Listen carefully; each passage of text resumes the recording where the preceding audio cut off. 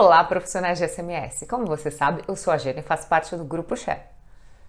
O assunto de hoje será CIPA versus designado.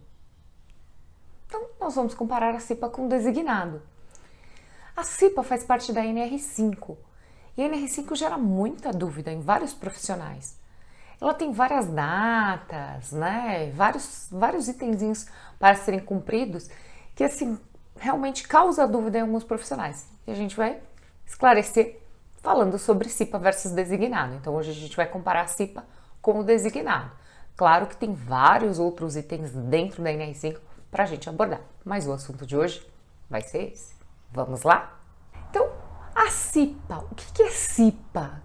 Várias pessoas falam CIPA, essa sopa de letrinhas, e a gente não entende muito bem o que é, ou o pessoal da fábrica geralmente entende, ou da obra, Os operacionais normalmente entendem e associam CIPA à questão da estabilidade. Mas nem todos que estão dentro da CIPA têm estabilidade. A gente vai falar um pouquinho disso mais para frente. Mas a CIPA é a Comissão Interna de Prevenção de Acidentes. Então, é uma comissão, é um grupo de pessoas criado que tem o objetivo de prevenir acidentes e doenças relacionadas ao trabalho. Ela é composta por representantes do empregador, ou seja, da empresa, e dos empregados. Só que a gente tem uma diferença, Porque os da empresa, os representantes do empregador, eles são indicados. E os representantes dos empregados, eles são eleitos. E como é que funciona a questão do designado? O que é isso? O designado é quando eu não tenho obrigatoriedade de compor a CIPA, que é essa comissão com processo eleitoral. Aí eu tenho um designado, que na verdade é um responsável pelo cumprimento do objetivo da NR5. Aí você fala assim, do objetivo? Do objetivo. Porque na NR5, se você der uma olhadinha lá, ela fala muito sobre as responsabilidades, atribuições da CIPA, não do designado. Porque lembre, o que uma comissão é responsável por fazer, não dá para você designar só uma pessoa para ser responsável por fazer tudo aquilo. Então, por isso que vem designado. Ele é responsável pelo objetivo principal da NR5, que é a prevenção de acidentes e doenças relacionadas ao trabalho. É uma pessoa que é a empresa que vai designar, Por isso que o nome fala designado. É uma empresa que vai indicar, que vai colocar sobre a responsabilidade dele o objetivo de prevenção de acidentes e doenças relacionadas ao trabalho. Pode ser adotado um mecanismo para a participação dos empregados quando você tem um designado? Pode, através de negociação coletiva, ou seja, tem que estar na convenção coletiva da empresa. Aí sim. Então, quais são os objetivos da NR5? Como a gente falou que o designado tem que cumprir o objetivo da NR5, qual que é o objetivo da NR5? Que a Comissão Interna de Prevenção de Acidentes tem como objetivo a prevenção de acidentes e doenças relacionadas ou decorrentes do trabalho, de modo a tornar compatível permanentemente o trabalho com a preservação da vida e a promoção da saúde do trabalhador. O CIPA é algo diferente de designado, Então, o designado ele está ali para apoiar as pessoas, para falar um pouquinho sobre a prevenção, ajudar com algumas ações, tudo, mas não vai cumprir todas as atribuições da CIPA. Agora vamos entender um pouquinho a diferença da CIPA para o designado, porque tem diferença? Tem, e muita. A CIPA tem processo eleitoral para você ter uma CIPA aí na empresa. Para o designado, não. Por quê? Porque ele é designado, ele é indicado pela empresa. No caso da CIPA, ela é composta por titulares e suplentes. No caso do designado, não. É um representante, é uma pessoa responsável pelo objetivo da NR5.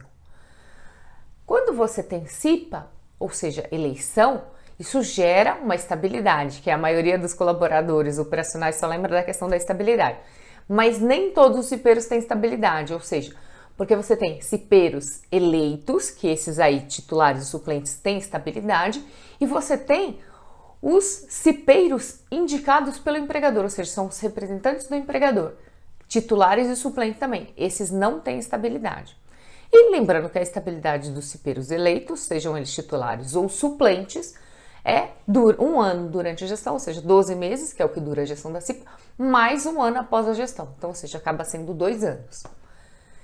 E o designado tem estabilidade? Nenhuma, ou seja, o empregador pode trocar a qualquer momento. E reeleição, como é que funciona? Na CIPA você pode ser reeleito? Pode, por até o mandato seguinte, ou seja, você pode se candidatar novamente e ser reeleito. Mas, por exemplo, fui reeleito nesse mandato, acabou meu mandato. No ano seguinte eu quero me reeleger. Posso me candidatar? Posso. Ah, no próximo ainda? Não, aí não. Então, só 2 mandatos seguidos, no máximo. E o designado? Não tem a questão de mandatos, então não há limite. Por quê? Porque o designado, ele é indicado pelo empregador. Então, pode ser ele esse ano, o ano que vem, no outro, não há limite para que ele fique nessa posição. A duração da gestão da CIPA, 12 meses. E do designado, 12 meses, só que a diferença é que a cada 12 meses você faz uma nova eleição para a CIPA, um processo eleitoral. Por caso do designado, reindica novamente a pessoa ou coloca uma outra pessoa como designado. A CIPA tem divisões? Tem divisões. Então, a CIPA tem o presidente, que é o representante do empregador, o vice-presidente. Ah, como é que escolhe o vice-presidente? O vice-presidente é representante dos empregados, ou seja, uma pessoa que foi eleita. Geralmente é aquele mais votado, mas ele pode ser indicado de como acordo pelos membros cipeiros ali, eleitos? Pode sim, tá? Não há nenhum problema, inclusive a NR fala isso. E o secretário? O secretário é indicado de comum acordo por todo mundo ali. Já o designado não tem essa subdivisão, porque é só uma pessoa. E reuniões, como é que funciona? Então, a CIPA tem reuniões ordinárias, que são aquelas mensais, e as extraordinárias. Então, por exemplo, aconteceu um acidente, tem uma reunião extraordinária para fazer o processo da investigação, para divulgação, para verificação, ou se tem algum outro fator, por exemplo, tem um risco grave iminente, opa, a CIPA pede o pessoal do SESMIT ou do SMS que faça a paralisação da atividade e tem logo uma reunião extraordinária para entender o que está acontecendo e quais são as medidas que vão ser tomadas. Então, tem algumas questões que você faz reuniões extraordinárias, né? Quando necessário, né? Porque a CIPA já tem as reuniões normais, ordinárias. Então, os assuntos são programados e tratados dentro dessas reuniões mensais. No caso designado, não tem, é só ele, né? Imagina fazer reunião ele com ele mesmo. Não tem como. Mas isso não significa que ele não vá ouvir as pessoas e vá verificar as condições para solicitar ao empregador que dê melhores condições para os empregados. Tem perda de mandato? Tem. Quando é que perde mandato? Então, no caso dos cipeiros, eles perdem quando eles deixam de participar ou faltam a 4 reuniões ordinárias sem justificativa. Então, a extraordinária não vale para essa questão da perda do mandato. Então, são 4 reuniões ordinárias, ou seja, aquelas mensais sem justificativa. Ou seja, se ele foi no médico é justificável, né, e tem atestado, se ele está de férias, né, está de licença, por exemplo. Então, isso é justificável. No caso do designado, não, como ele não tem essa questão da estabilidade, ele pode ser substituído a qualquer momento. Então, não tem essa questão de perder o mandato dele. E as atribuições, onde é o mais crítico? As atribuições é o seguinte, o que acontece? Com as atribuições, na CIPA, você tem um item que é o 5.16, que tem uma série de responsabilidades que a CIPA precisa fazer. Só que no caso dos cipeiros, por exemplo, isso fica subdividido, porque eles são uma comissão, então são várias pessoas. E aí você pode dividir com o presidente, com o vice-presidente, com o secretário e com os outros cipeiros titulares e suplentes. Então a carga de trabalho em si fica um pouco menor, mas tem muita coisa para ser feita. Normalmente as empresas, assim, onde tem a CIPA ela não é tão atuante quanto a gente gostaria, nós do SMS. Mas tem bastante CIPA que é atuante, sim. Só que são várias responsabilidades. Aí você deve estar se perguntando aí no primeiro item, identificar os riscos do processo de trabalho. Opa, quando você fala identificar, o que você lembra? O que vem à sua cabeça? NR1, identificação de perigos, avaliação e classificação de riscos. Então, não é tão novo assim essa questão da identificação do perigo, do risco, avaliação. Já era feito pela CIPA.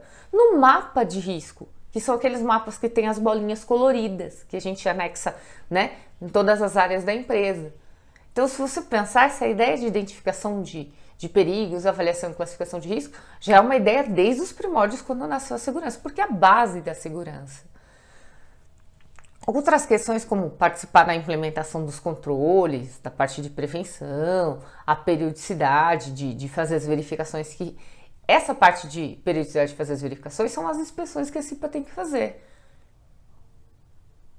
Então, são inspeções nas áreas de trabalho, nos equipamentos, junto com o pessoal da segurança, que ajuda bastante. A questão de paralisação, quando há risco grave iminente, isso é claro para todo colaborador, né? A questão de colaborar no desenvolvimento e participar do PCMSO e PPRA, né, que agora vai deixar de existir o PPRA e vai passar a ser o PGR. As reuniões, e tem que fazer plano de trabalho. Se fala assim, plano de trabalho. A CIPA tem que ter um plano de trabalho. Afinal, todo mundo tem um plano de trabalho na empresa. A CIPA não é diferente, né? Como é que trabalha sem planejamento? Não tem como, precisa. Divulgar informações sobre saúde e segurança, então não é só o pessoal do SMS que precisa fazer isso, a CIPA também tem essa responsabilidade. E requisitar cópia das cartas emitidas. Eu dificilmente já vi uma CIPA requisitar isso. Normalmente todas as cartas ficam na área de SMS e dificilmente eu já vi CIPA requisitar. Mas isso é uma das atribuições que é para a CIPA.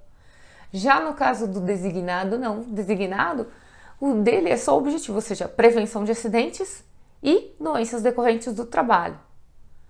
Aí você fala assim, mas como é que ele vai trabalhar, Janaína? Então, na NR ela não define como o designado vai trabalhar. Onde você vê os itens de atribuição, tudo ele fala CIPA, ele não fala CIPA e designado, ou CIPA ou designado. Então, o mecanismo como o seu designado vai trabalhar, ele que vai escolher. Olha que interessante, né? Muito legal. Bom, esse foi o nosso assunto de hoje. Eu espero que você tenha gostado. Antes da gente ir embora, dá aquele like para dar uma força para o nosso canal. Tem dúvidas e comentários? Deixa aí abaixo.